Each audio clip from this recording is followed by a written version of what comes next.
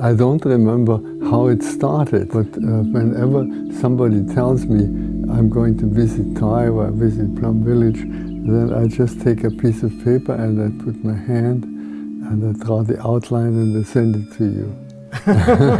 I completely forgot where we met for the first time and how we met. In the mid-60s, I got a phone call from the Buddhist Peace Fellowship, and they said, Thich Nhat Hanh is coming through New York. He's just changing planes in New Jersey, and would you want to entertain him there while he's on the airport?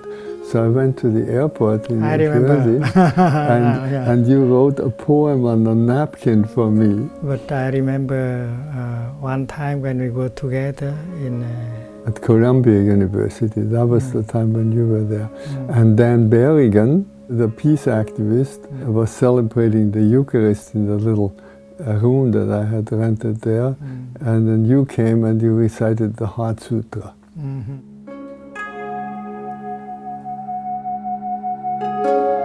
Do you remember when we walked together with a small group of people? We were protesting against nuclear proliferation in New York in '82, and I think we were a group of 60 people only, and we had a flag. And they invited me to join the march, and I said that, well, I would join if they allow me to walk peacefully.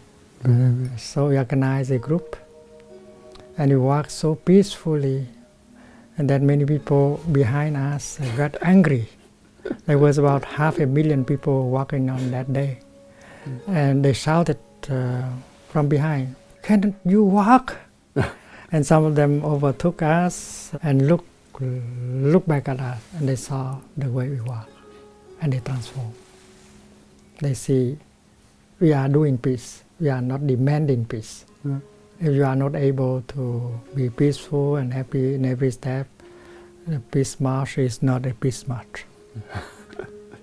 And then the organizers said, we show you a shortcut, and all of a sudden we were again at the head of the line, and all the people that had passed us by were coming from behind and were passing us by again and looking, how did they get here all of a sudden?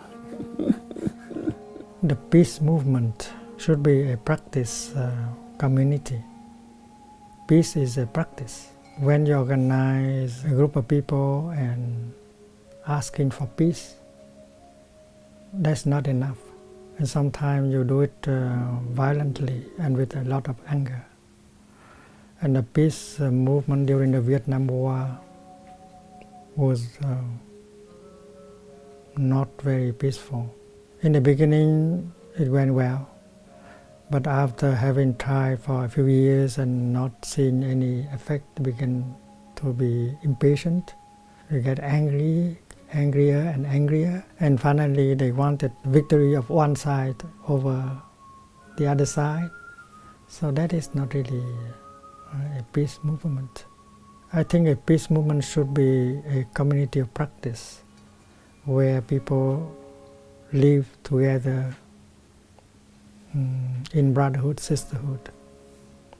I first came here when I was 21 years old. I was really frustrated because I'd just come to the end of my university degree, and I suddenly looked back and I was like, is that it?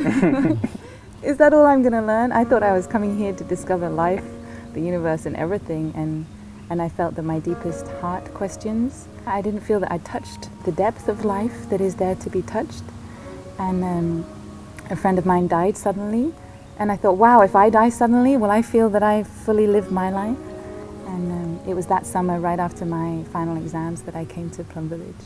To be in Plum Village is a chance to really live deeply and fully, and I want to say beautifully. I think all of us, we know life is precious, and when we lose someone, we know life is precious. And it was mindfulness that helped me feel that I've lived a moment, lived an hour, lived a day. It touched my human nature, because in mindfulness we really live something through our body, through all our senses, and I feel very aware when I'm mindful and embodied. I feel like I'm totally human, totally alive, totally on the planet. So for me, to come to Plum Village is to touch life and find like-minded people also.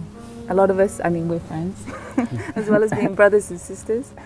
And it's great to take time out from the city, time out from studies, from work, traveling, and just be and live deeply with good people. We say that gratefulness is really always gratefulness for opportunity. When you see the flowers, it's the opportunity to enjoy them and to smell them. So even suffering is the opportunity to learn compassion. And what you're grateful for is never the thing itself, but is always the opportunity that this present given moment offers you. And it's always a given moment. Then when we respond, then we find this compassion. Death is not an enemy, because without death, life and birth be impossible. The death of something can bring about the birth of something. When you look into your body in the present moment, you see death is happening right in here and now. Mm-hmm. Millions of cells are dying in this very moment in order for new cells to be born. Even death is a necessity for life. And that is what we call in Buddhism the nature of interbeing.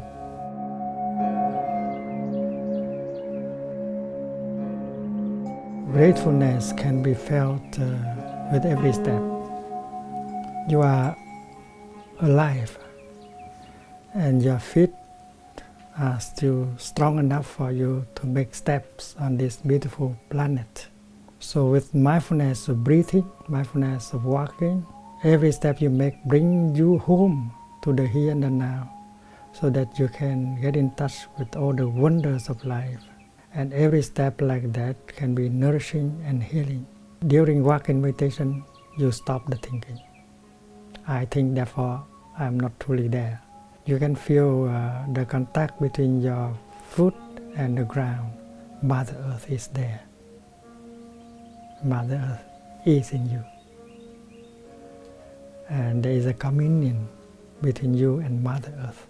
Mother Earth is the mother of all the saints, all the Buddhas and Bodhisattvas. You carry Mother Earth in you. You cannot die. You can transform. It's like a cloud transforming herself into the rain. A cloud can never die. There is no birth, no death. We spoke about birth and death. That is on the superficial level. But go deep down. The nature of everything is no birth and no death. From something, you can never become nothing. From someone, you can never become no one. We're here to offer the practice to help people like ourselves who live in the world outside. You know, we're faced with so many difficulties, so many challenges out there. We live in a world, in a society where things are changing constantly. And sometimes that you just have to keep up with it. Then we tend to lose ourselves. More tension, more anxiety accumulated within our body. And our practice here, it teaches us to come back to ourselves, to learn how to take care of our body, our feelings, our emotions, so we can live life to the fullest in the present moment. It's true that if you do not have powers, you cannot do anything. Money is a power. There are those who have a lot of money, who are so rich, but who suffer very much of loneliness, depression, and fame. There are many movie stars and others who are very famous, but when you look deeply into their life, you see that they suffer very deeply. These kind of powers cannot be real powers, and you can become victims of these powers. But there are other kind of powers that can make you strong. The first power is the power of cutting off. You are attached, you are bound to a number of things, and that make you lose all your freedom. You know that it is destroying you. It makes you not free, but you have no courage in order to cut off. And that is freedom. And there are those of us who are bound to a number of things that make us powerless. You may think that you cannot survive without it, without him, without her, without that kind of position. But maybe it is the very obstacle for your true happiness. So how to release, cut off? You need power. And that is the first power that is needed for you, that can set you free. The second power is to forgive and to love. Even that person is not lovable, but you can still love him or her because you are capable to see the suffering in him or in her. And your love grows. You become more powerful. And that is love without frontier, without discrimination. That's true love. That is the love of God, of the Buddha. And you have to train yourself in order to love like that. You don't leave anyone outside of your love. All embracing. And the third power is the power to understand. You are no longer afraid. When you understand, you are no longer angry and fearful. And that needs meditation, contemplation, looking deeply, and then you get the insight, the vision of interbeing, the vision of interconnectedness. And that kind of knowledge remove all kind of discrimination, separation. And these are very powerful kind of energies. If in our community there are those who have these kind of powers, it's certain that we can make history, we can change history. That is why we recommend gratefulness, because it brings you into the now. You can be grateful for the past and for the future, but only now. So when you're grateful, you really appreciate the given moment and this marvelous opportunity that's given you at this moment. Right. Incredible gift, so you're now. And then this whole thing starts. Globalization in all the different aspects, cultural, economic, religious, political, whatever. That this is an amazing time where so many of the world's wisdom traditions are becoming accessible in so many different languages. So for me, only in this generation can I have access to the wisdom of Buddhism, but at the same time I can complement it if I like with studying the wisdom of Christian mystics as well. What I'm so grateful to our teacher, Thai, for offering is a very clear path for young people. There are practices that we can all do. We can master our breathing. We can learn the art of total relaxation. We can learn to handle our strong emotions. We can learn to take care of our life in such a way that we can generate happiness, that we can really create happiness for ourselves and our loved ones. And we have lots of practices, not just the breathing meditation, but walking meditation, sitting meditation, eating meditation, ice cream meditation, coffee meditation, whatever you like. Everything can be applied, but especially in moments of crisis, stress and tension, we really have these tools with the body and relaxation that can really help us overcome difficulties, but above all, take care of ourselves. 2002, after serving in the U.S. military, I was over in Desert Storm, Desert Shield, and then I was having problems with mild case of PTSD. And my parents thought it would be great for me to maybe try to come here and try to learn something. And so I've been a monastic for 10 years now. As far as PTSD is concerned, the practice is very helpful. And in our practice here, we have to be aware of what's coming up in our body, whether it's our emotions, what we're feeling, and being in the present moment. And that's all a big part of helping with PTSD. By the way of mindful breathing, mindful sitting, you bring your mind home to your body. And when mind and body are together, you are established in the here and the now. That's mindfulness. Mindfulness is to be fully present in the here and the now. And that is a practice. When you make a step mindfully, you arrive in the here and the now. That is where life is available. That is where the kingdom of God is available. You are yourself, and when you are yourself, fully present, fully alive in the here and the now, and then the tea becomes something very real. And you are drinking your tea and not your sorrow, your fear, your anger, or your conversation. So it is possible to live every moment of your daily life like that. And God is always with you. That practical, concrete notion of love, I see that in living yes to belonging. It's the yes to belonging. But not just saying yes, but living yes, we belong. I think much of what you said bore that out also. We belong together, and to say yes to that, that is love, and that's available to us at all times.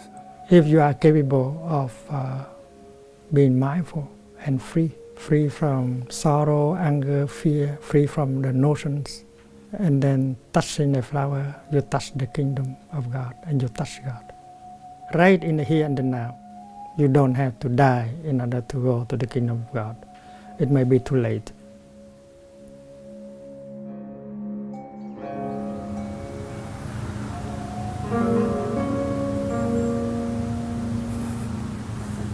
We tend to get so caught up in success and achievement that we sacrifice so many things, especially relationships with ourselves as well as with others. And that's something I'm trying to undo here through the practice and through the practice of mindfulness, cultivating awareness, not only about what's going on inside of me, but just being aware of everybody else who are around me. I was actually studying Zen at the Zen Study Society in New York. We went together to Riverside Church. I think it was Hans Küng who gave a talk there. Right after the talk, it was announced that Martin Luther King had been assassinated, unfortunately. I was very sick at that time. I could not eat anything, and I learned about Martin Luther King's death. There is a little bit of despair, there is a little bit of anger. A few months before, I met Martin Luther King in Geneva during a peace conference. He stayed up on the 11th floor with his team of workers. And he invited me to come up for breakfast. But I was caught in an interview, you know. So I came up late. And he kept breakfast warm for me. It was the last time we met, and I was able to tell him that in Vietnam, those of us who struggle for peace and human rights, we consider him to be a living bodhisattva. I was very pleased to hear that. I'm glad that I had the opportunity to tell him that before he died. What I have been doing since that time is just to build community. And we do it for him also. That is why it's such a joy for me when I came last night to see that in some way you have realized that dream in a way. I wonder if Martin Luther King's dream can ever be realized on a very wide scale. Maybe it's only small communities like Plum Village or a little monastery here and there. Martin Luther King spoke of the beloved community because he was aware that without community you cannot do much. That is true in the case of the Buddha. A Buddha without a Sangha cannot do much. Martin Luther King knew that, so he spoke of the beloved community, as a way to realize a dream. A Sangha, a community, should have harmony, brotherhood, sisterhood, the same ideal, and everyone should behave like a cell in the same body, no discrimination. With a Sangha like that, you can achieve whatever dream you have. I think Martin Luther King knew that. He was very concerned about building the community. As young people, I think that's very important to have that feeling of brotherhood and sisterhood, because being brought up in the West, we're all raised to be a great individual. And now here, we're trying to put that individual in with other individual and building a good community and relying on each other. And that's what we call interbeing. You know, when I'm happy, my brother's happy. When I'm frustrated, he will be affected by my frustration too. And so to see the connection between human to human, how we affect each other. And when we are aware of that, then we will be more mindful of our action, because we see how it connects to how we connect to each other. If in our community there are those who have these kind of powers, it's certain that we can make history, we can change history, and not fame, political power, and wealth.